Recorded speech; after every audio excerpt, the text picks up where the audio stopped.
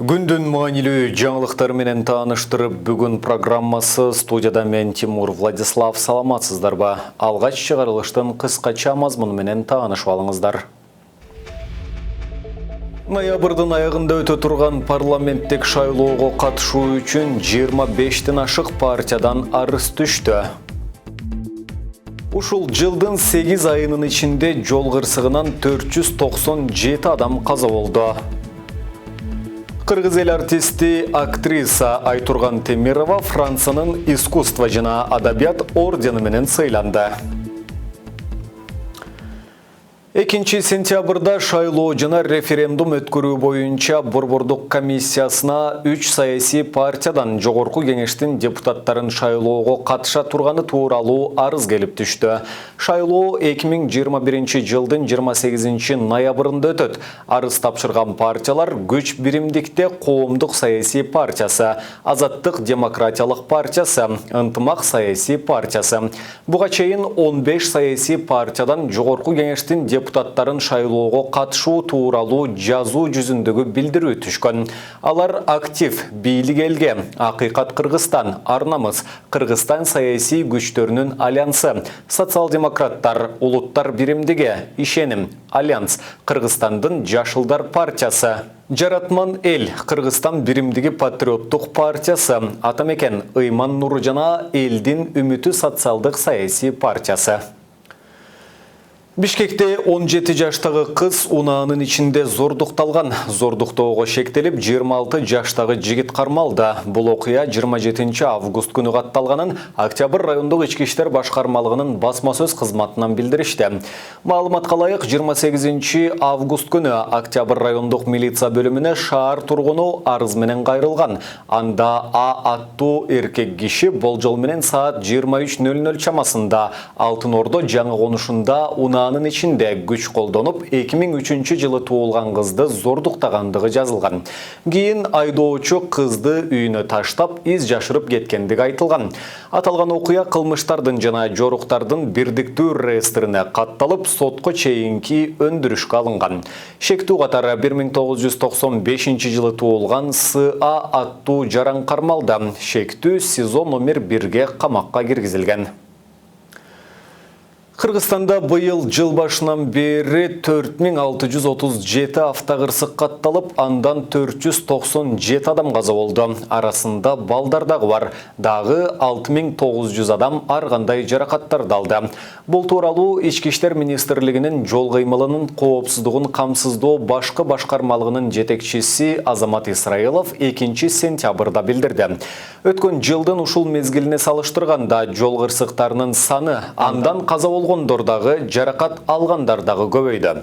Автокырсыктардын 95% адамдык фактордон улам болуп жатат. Айдоочулар ката кетиришет же жол эрежесин билбейт. Ошондой эле айдоочулар жолдо өзүн маданиятсыз алып жүрөт. 2020 жылы Кыргызстанда 6126 жол кырсыгы, анын 2925-и 7 айда катталган. 754 адам каза болгон, анын 93-ü жаш балдар, алардын 324-ü, анын 34-ü балдар 7 айда катталган.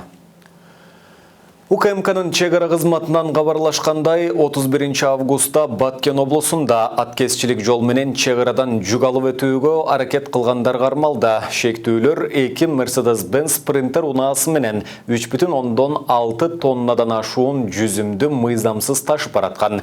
Бир унаада Тажикстандын мамлекеттик номер болгон. Чек ара кызматы тараткан маалыматка караганда, 1 сентябрда чек арачылар Дахан аймагында курулуш материалдары жүктөлгөн Hyundai Porter унаасы менен Кыргызстандын 3 жараны кармалган. Алар качып кетүүгө аракет кылып, асманга атылган октон кийин токтошкон. Текшергенде жүктүн баасы 660 000 сомдон ашуун деп бааланып, тийиштүү документтер жок болуп чыккан. Аткезчилик менен кармалган жүк жана мыйзамсыз товар ташууга шектүүлөр андан аркы териштирүү үчүн тиешелүү кызматтарга өткөрүлүп берилген. Кыргызстандын куралдуу күчтөрү дүйнөдө 97-нчи орунда турат. Бул тууралуу Global Firepower аналитикалык борбору чыгарган дүйнө мамлекеттеринин армиясынын рейтингинде көрсөтүлгөн. Борбор Азия мамлекеттери арасында аскерлеринин күч кубаты боюнча Кыргызстан 4-нчи орунда турат. Рейтингге ылайык Өзбекстан 51-нчи орунда, Казакстан 61, Түркменстан 86 жана Тажикстан 99-нчу орунду ээлейт. Алдыңкы үчтүктө АКШ, Орусия жана Кытай турат. Армиясы күчтүү 10 мамлекеттин катарына Индия, Япония, Түштүк Корея, Франция, Улуу Британия, Бразилия жана Пакистан кирген. Аталган борбор өз талдоосунда 140 мамлекеттин армиясынын жоокерлеринин санын, аскердик техникасын, коргонуу тармагына бөлгөн каражатын салыштырган.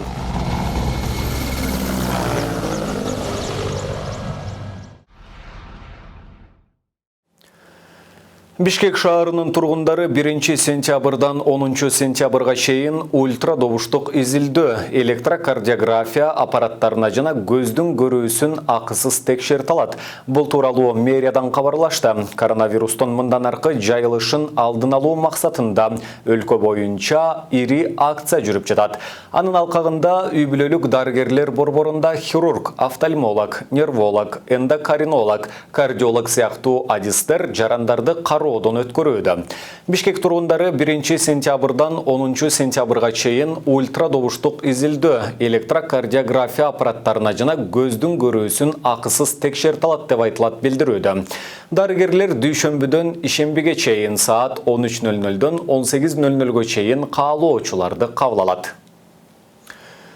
Кыргыз эл артисти, актриса Айтурган Темирова Франциянын искусство жана адабият ордени менен сыйланды. Бул тууралуу Франциянын Кыргызстандагы элчилиги билдирди. Элчиликтин маалыматы боюнча сыйлык кыргыз актрисасынын кинодогу 50 жылдык карьерасынын урматына айгарылды. Искусство жана адабият ордени Франциянын маданият министрлигинин 1957 жылы негизделген сыйлыгы. Ал Францияда жана дүйнө жүзүндө көркөм өнөрдө, адабиятта жана искусствода мыкты жетишкендиктерге ээ боло алган ишмерлерге ыйгарылат. 63 жаштагы Айтурган Темирова алгач киного 14 жашында Ысык көлдүн кызгалдактары фильминде тартылган. Жалпысынан 17 тасмага катышып, түрдүү ролдорду жараткан актриса көптөгөн эл аралык сыйлыктарга татыган.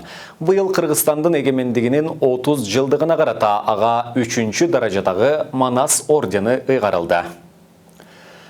Мына ушуну менен бүгүнкү берүүбүздү жыйынтыктайбыз. Кийинки эфирлерден амандашканча сак саламатта туруңуздар.